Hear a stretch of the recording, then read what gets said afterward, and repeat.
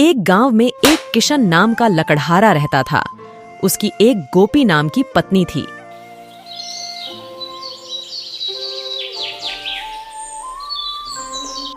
अरे अरे, सुबह हो गई। जल्दी से अब जंगल जाता हूँ। देर हो गई तो समय पर बाजार नहीं पहुँच पाऊंगा।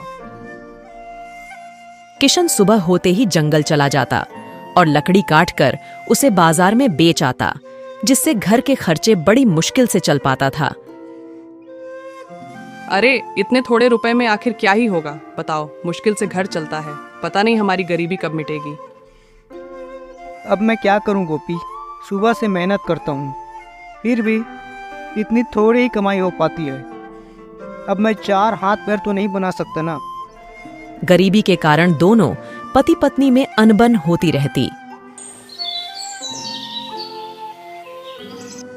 एक दिन लकड़हारा सुबह सुबह जंगल में लकड़ी काटने गया।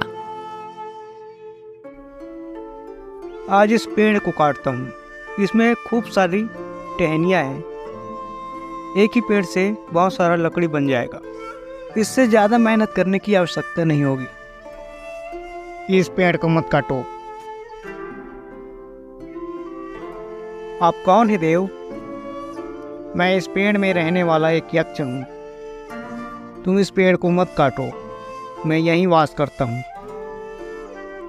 यक्ष देवता, मैं विवश हूँ इस पेड़ को काटने के लिए।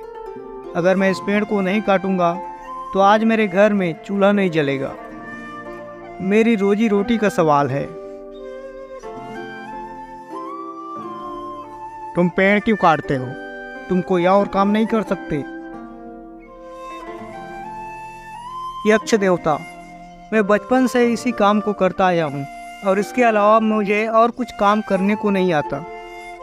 और आप ही बताइए, मैं अगर अपना काम नहीं करूँगा तो मेरा परिवार कैसे चलेगा? यक्ष लकड़हारे की बात सुनकर प्रसन्न हुआ। मैं तुम्हारे उत्तर से प्रसन्न हूँ, संतुष्ट हूँ। मैं तुम्हें एक वरदान देना चाहता हूँ। तुम जो चाहे मांग लो। वरदान? क्या आप मुझे सच में वरदान देंगे?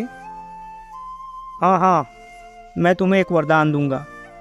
तुम जैसा वरदान मांगोगे वैसा ही वरदान दूंगा।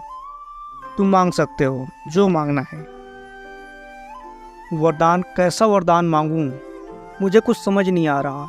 अभी तो मुझे कुछ सूझ नहीं रहा यक्ष देवता। क्या मैं घर जाकर अच्छे से सोचकर आपसे वरदान मांगूं? क्या ऐसा हो सकता है? हाँ हाँ, जाओ, कोई बात नहीं। अच्छे से सोचकर वरदान मांगना। हाँ हाँ, मैं सोचकर जरूर आऊँगा। लकड़हारा अपने गांव में आ गया। अरे किशन भाई, तुम आज जंगल से खाली हाथ आ रहे हो, क्या बात हो गई? अच्छा हुआ श्यामू भाई जो तुम मुझे मिल गए। लकड़हारा ने श्यामू को वरदान वाली बात बताई। श्यामू भाई, मुझे कुछ समझ नहीं आ रहा कि मैं क्या वरदान मांगूं और कैसा वरदान मांगूं। अरे इसमें सोचने की क्या बात है? तुम हो एक लकड़हारा, तुम्हें तो एक ऐसा कुल्हाड़ी मांगना चाहिए जिसका धार कभी कम ना हो और कुछ ही समय में बहुत सारी लकड़ियां कट जाए। तुम कहने का तो सही कह रहे हो श्यामू भाई, मैं इसके विषय में सोचूंगा जरूर। फिर लकड़हारा ने गांव के एक और आदमी से यह बात की। भाई मेरी मानो तो खूब सारी दूध देने वाली गाय मांग लो। दूध बेचकर तुम्हारा गरीबी भी मिट जाएगा और व्यापार भी अच्छा चलेगा। एक आदमी ने उससे कहा, मेरी मानो तो तुम शक्तिशाली होने का वरदान मांग लो। शक्तिशाली लोग कुछ भी कर सकते हैं। वह लकड़हारा अपने घर आ गया और वही वरदान वाली बात अपनी पत्नी को बताई। अरे बाप, आपको वरदान मिलेगा। मैं तो खुशी के मारे पागल हो रही हूँ। अरे तुम बताओगी मैं कौन सा वरदान मांगूं? इसमें सोचने वाली क्या बात है? आपको दिखता नहीं हम कितने गरीबी में जी रहे हैं। तुम ऐसा करो, वरदान में खूब सारी सोने के मोहरे मांगना, और क्या, बहुत सारी धन संपत्ति से हम सब कुछ खरीद सकते हैं। गोपी भी तो सही कह रही है, लेकिन गांव वाले भी तो सही बोल रहे हैं। मेरी पत्नी और गांव वालों ने तो मुझे बहुत बड़ी उलझन में डाल दिया। कुछ समझ में नहीं आ रहा, मैं क्या करूं, कैसा वरदान मांगूं? किशन, लकड़हारा अब यहाँ सोचने लगा कि मैं किसकी बात मानूं।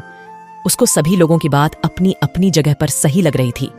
इसी वजह से वह इस उलझन में था कि मैं आखिर किसकी बात मानूं। वह तो गांव में समाधान ढूंढने आया था, लेकिन लोगों की अलग अलग बातें सुनकर वह लकड़हारा और उलझ गया। ऐसा सोचते सोचते एक दिन गुजर गया।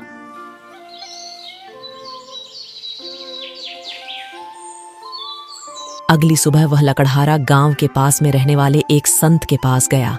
बाबा, एक बहुत बड़ी समस्या है। बाबा, मुझे कुछ समझ नहीं आ रहा। बाबा, मैं उस यक्ष देवता से कौन सा वरदान मांगूं? देखो बेटा, गांव के सभी लोगों ने अपने अपने समझ के अनुसार अपनी अपनी बात बताई।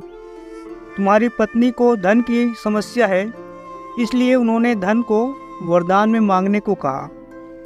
कुछ ने शक्तिशाली बनने का वरदान मांगने को कहा। अगर तुम धन मांगोगे तो धन दौलत भी एक न एक दिन समाप्त हो जाएगा। अगर तुम ताकत मांगोगे, शक्ति मांगोगे, तो वह भी समय के साथ नष्ट हो जाएगा। तुम कुछ भी मांग लो बेटा, वह सब कुछ दिनों बाद समाप्त हो जाएगा। बाबा, यही तो समस्या है। आखिर मैं ऐसा क्या मांगूं जो हमेशा मेरे पास रहे और मेरा भाग्य भी बदल जाए? बेटा, मेरे सुझाव में तो तुम उस यक्ष देवता से एक श्रेष्ठ बुद्धि मांगना, यही श्रेष्ठ वरदान है। एक श्रेष्ठ बुद्धि से मेरा समस्या का समाधान कैसे होगा बाबा? श्रेष्ठ बुद्धि से श्रेष्ठ कर्म होते हैं, और श्रेष्ठ कर्म जहाँ होता है वहाँ भाग्य अपने आप ही आ जाता है। इसलिए बुद्धिमानी वह सबसे अमूल्य चीज़ है, जिस वजह से इंसान कुछ भी प्राप्त कर सकता है, कुछ भी हासिल कर सकता है। इसलिए मेरे सुझाव में तो एक श्रेष्ठ बुद्धि सबसे अच्छा वरदान होगा। वह लकड़हारा संत बाबा के बताए अनुसार जंगल में यक्ष देवता के पास पहुंचा। यक्ष देवता, मुझे इस देश के सबसे श्रेष्ठ बुद्धिमान इंसान बनने का वरदान दीजिए। जाओ, मैं तुम्हें इस देश का सबसे श्रेष्ठ बुद्धिमान होने का वरदान देता हूँ। कल सुबह होते ही तुम्हें इसका असर दिखने लगेगा। वह लकड़हारा यक्ष देवता की वरदान पाकर बहुत ही बुद्धिमान हो गया, और देखते ही देखते वह अपनी बुद्धिमानी से धनवान होने लगा।